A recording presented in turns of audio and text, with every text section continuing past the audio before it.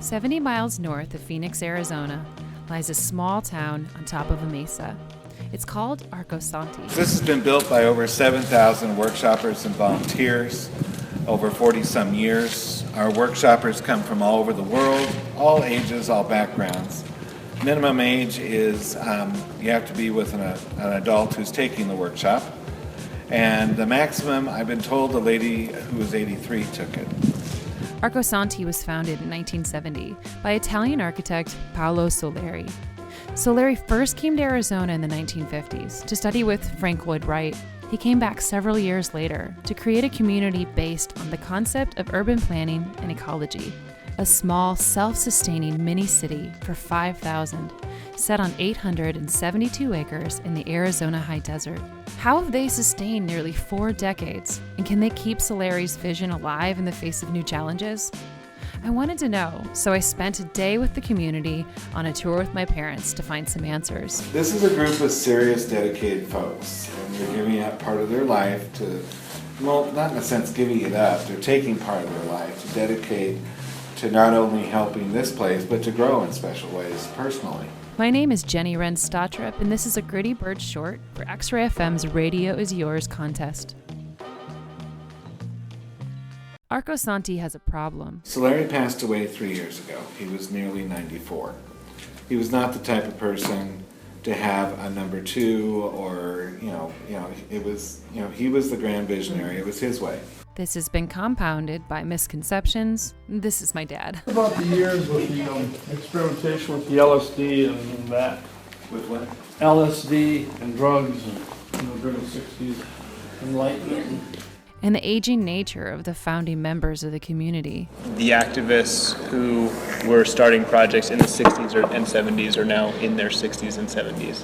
And this place is no exception in that our leaders are board members. The average age of probably our board members is somewhere around 68 too.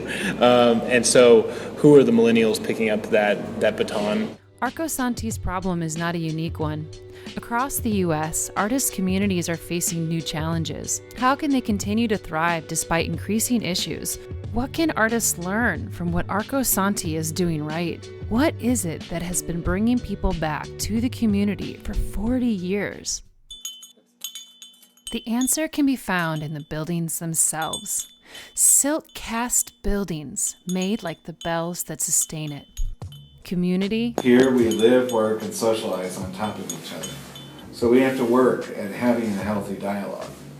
Like I said, it's peaceful to live here, but you have to work at keeping it that way. And a space that really truly lives and breathes art. We have folks here who might be on the construction team, landscaping, even washing dishes in the cafe, who are painters, sculptors, ceramists, jewelers, you name it. That way they can have a studio, do their own work. There's a clay club.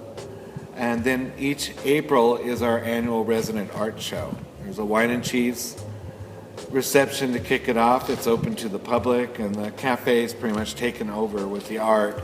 It's fun because somebody that, like there was one guy I'd been working with, he was washing dishes in the cafe, and then I saw these paintings he had done, and I was pretty blown away. Gives us new insights to each other. Millennials in a community like this can be hard to find, but yet this is a space that's really seeking to bridge the gap. There aren't actually so many, so we need to be better at learning and elders need to be better at teaching. And we're kind of going through the motions of that at Arcosanti, kind of learning how to communicate with each other, learning how to, it's really a cultural divide, the internet is this foreign thing to people in their 70s. And so here we're kind of learning how to change with the 21st century. Arcosanti is an inspiring space. It's something that draws people back after many years. Well, hello. I was one of the people who built it. Oh my God. Really? What's your name? Carmen. What are you doing here? We're just visiting. After 43 years, Carmen had returned to Arcosanti to share with his family the space that had meant so much to him when he was younger. His reasons for why he came? I knew about it. I had friends who had come and just knew about it, was interested in urban design and planning, and that seems like an interesting. It was really interesting. is ultimately not so different than the reason given by one of the millennials on our tour, Shannon, who had been there for a couple months and was studying PR. A new generation looking at new ways for Arcosanti. What drew you to this space? I am an artist, Okay. so everything about it. And there, with 43 years between them, they're inspired by the same thing: more art and a community willing to fight for it through more education. This piece was submitted by Jeni Wren Stottrup for the Extra AFM Radio Is Yours contest. This is a Gritty Bird short. Music was provided by Mirabelle.